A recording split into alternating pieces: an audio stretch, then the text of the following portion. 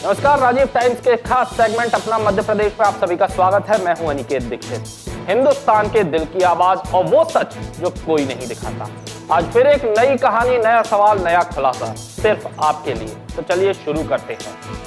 भोपाल के पुराने इलाके में ट्रैफिक कुछ ज्यादा ही रहता है। इसे नियंत्रण करने के लिए पुलिस ने रेत घाट से भोपाल टॉकीज तक ट्रैफिक वन वे कर दिया है। बता दें, इस इलाके से रोजाना तकरीबन 1 लाख गाड़ियां गुजरती हैं, जिससे दिन भर ट्रैफिक का भारी दबाव बना रहता है। इस कारण यहां ट्रैफिक पुलिस ने अब वन वे फॉर्मूला लागू किया है। इसके तहत रेत घाट से भोपाल टॉकीज चौराहे तक वाहनों की आवाजाही को एक तरफा किया गया है। वहीं वापसी के लिए अलग वैकल्पिक मार्ग तय हुआ है। साथ ही निगरानी के लिए कई स्थानों पर ITMS के कैमरे भी लगाए जाएंगे।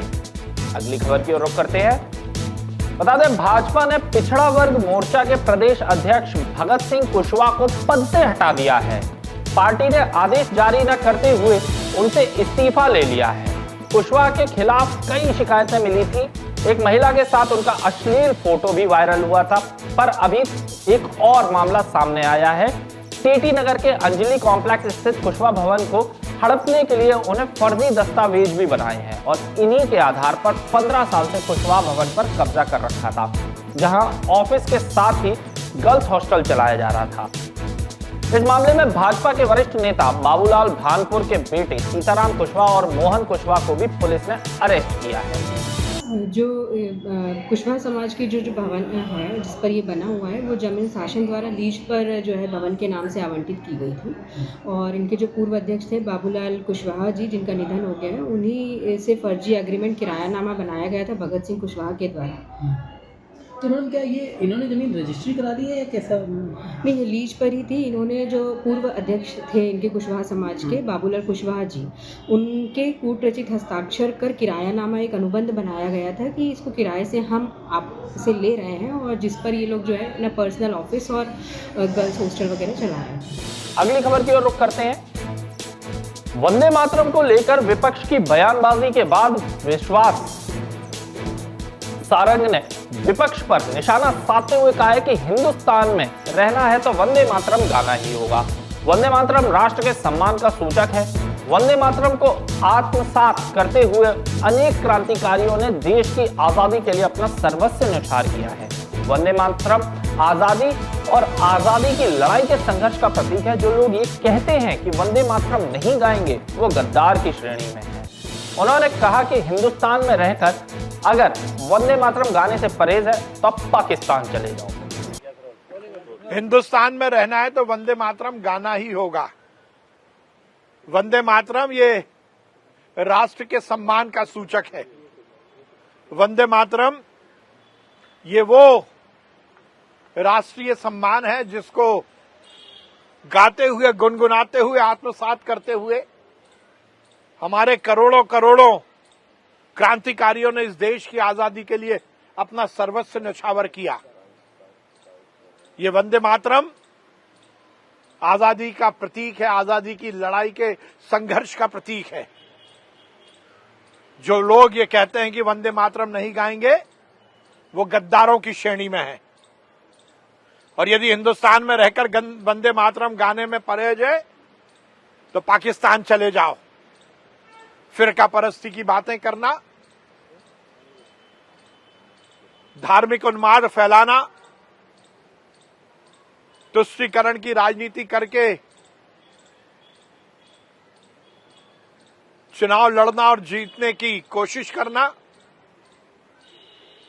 यह अब इस देश में नहीं चलेगा।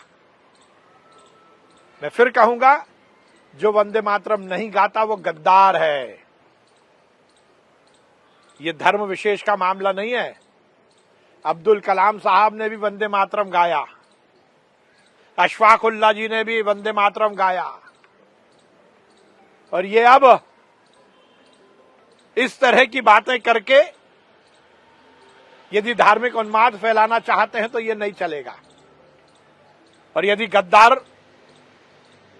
गद्दारों को यदि वंदे मातरम गाने में परहेज है तो वो जाए और पाकिस्तान की नागरिकता ले ले। हिंदुस्तान में रहना है तो वंदे मातरम गाना ही होगा। किसान को खाद नहीं मिल रहा, नौजवान तो शुरू दिन से रो ही रहा है रोजगार को, लेकिन देश की बड़ी संसद में चर्चा होगी एक गान को लेकर। अफसोस की बात है, चिंता की बात है। भाई आपका भी नाम यहाँ पर लिया है और सूची में नाम बता रहे हैं कि आपने इसका विरोध किया, और भी कई नाम है, लेकिन बिल्कुल मैंने ये कहा कि विरोध नहीं किया, मैंने कहा कि मैं इसको नहीं गा पाऊंगा। तो गलत क्या कहा? क्योंकि वो लोग कहना है आज गान की बात, वो अच्छा सदन में हंसी की बात आ रही है, वो वंदे मातरम की बात कर रहे हैं जो आज़ादी की लड़ाई में थे ही नहीं। न तिरंगा हाथ में था, न वंदे मातरम इनके मुंह पे था। ये तो अंग्रेज़ों की गुलामी कर रहे थे, तो इतिहास है इनका, माफी मांग रहे थे। हम लोग तिरंगा हाथ में लिए थे, हमारे पूर्वज हाथ में लिए थे, हम लोग गोलियां खा रहे थे, तो इनको तो अधिकार भी नहीं है इस बात पे बात करने का, तो मजाक बना रहे हैं। भाई लगता है कि आपको इतने मुद्दे होने के बाद सिर्फ एक को लेकर बातचीत कर लेना है? मैंने कहा ना कि ये कोई बात ही नहीं है, केवल एक हाउस का और जनता का पैसे का दुरुपयोग है, इसके अलावा कुछ नहीं।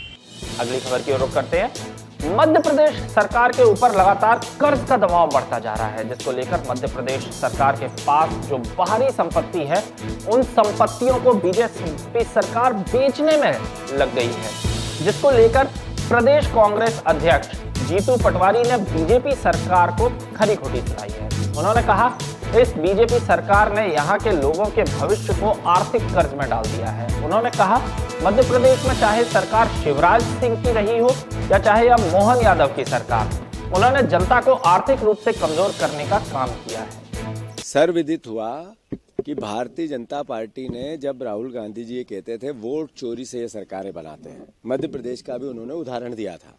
इस पूरी प्रक्रिया का जब समापन होगा तो इस बात का एहसास मध्य प्रदेश वासी करेंगे। अभी मेरी एक राव विधानसभा में लगभग 90,000 नाम कम हो रहे हैं। 90,000, 80,000 से 90,000।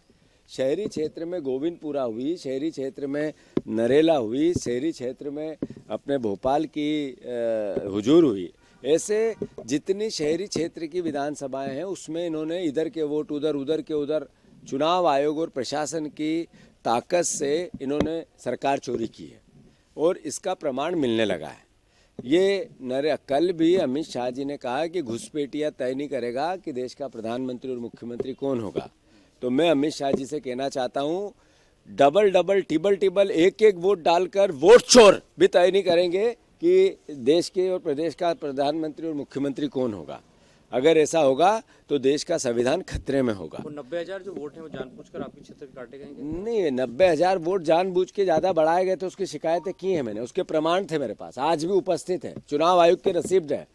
उसमें 72,000 नाम हमने पहले पकड़ लिए थे जो इधर के उधर, उधर के उधर, वो अब इस SIR में कम हुए हैं।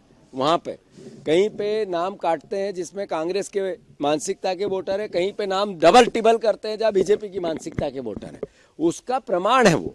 मैं जब SIR पूरी होगी तो मैं चुनाव आयोग के पास फिर जाऊंगा कि जब ये नाम कम हुए और हमने ये आपत्तियां ली थी, बताओ आपने समय पे क्यों नहीं किया और इससे चुनाव प्रभावित हुआ, इसके लिए दोषी कौन है? ये कोर्ट का मसला बनता है। हाँ, तो EOW और लोक आयुक्त की रिपोर्ट और केग की एक रिपोर्ट आती है जो सरकार का आईना होती है। ये तीनों ये कह रहे हैं कि मोहन यादव सरकार सबसे भ्रष्ट है। अब मोहन यादव के आंतरिक व्यवस्था में बताया कि मोहन गृह मंत्री सबसे भ्रष्ट है, गृह मंत्रालय ही सबसे भ्रष्ट है। अल्टीमेटली क्या बोला? EOW की पूरी रिपोर्ट ने अगर ये कहा कि गृह मंत्रालय सबसे भ्रष्ट है तो मुखिया कौन है? मुख्यमंत्री है। दूसरा, जो मैं बार बार कहता हूं, फिर से चुनौती देता हूं, 265 लोक आयुक्त ने जो केस लगाए अधिकारियों की, वो जांच अनुमति उन पे केस की सरकार नहीं दे रही है, अभियोजन की स्वीकृति नहीं दे रही है। तो क्या लॉजिक है? यानी सब मिले हुए हैं। मैं जब बार बार ये कहता हूं कि सारे मंत्री, कोई एक आके कह दो कि मैं ईमानदार हूं, मैं उसका काला चिट्ठा लाना चाहता हूं। एक भी मंत्री नहीं आया। मैं 3 महीने से चिल्ला रहा हूं, जोर जोर से, प्रदेशवासियों मैं फिर कह रहा हूं, ये सारे अली बाबा 40 चोर है। अगर एक मंत्री ये कहे कि मैं सबसे ईमानदार हूं तो मैं उसका हिसाब ला के दूंगा। मैं प्रदेश के सामने उसकी सच्चाई बताऊंगा। उसकी पहले संपत्ति क्या थी, आज क्या है वो बताऊंगा। उसकी वैध संपत्ति क्या है, अवैध संपत्ति क्या है वो बताऊंगा। तो मैं एक भी मंत्री, एक भी मंत्रालय इसका भ्रष्ट से भ्रष्ट का अगर दुनिया में कहीं है तो हमारे मध्य प्रदेश में है। और इसका सबसे बड़ा प्रमाण किसी से सांच को आंच नहीं, आप खुद पे है। आप किसी भी विभाग में जाओ और बिना रिश्वत से काम होता हो तो फिर ये सरकार ईमानदार, और अगर पैसे लगते हैं तो फिर मुझ पे भरोसा करो और बीजेपी को हराओ। तो ये थी आज की अपना मध्य प्रदेश से जुड़ी कुछ बड़ी खबरें। सवाल अभी भी बाकी हैं, जवाब का इंतजार रहेगा। जल्द फिर मिलेंगे नई खबरों नई हिम्मत के साथ। तब तक अपना और अपने मध्य प्रदेश का ख्याल रखिए। राजीव टाइम्स के साथ मैं अनिकेत दीक्षित, नमस्कार।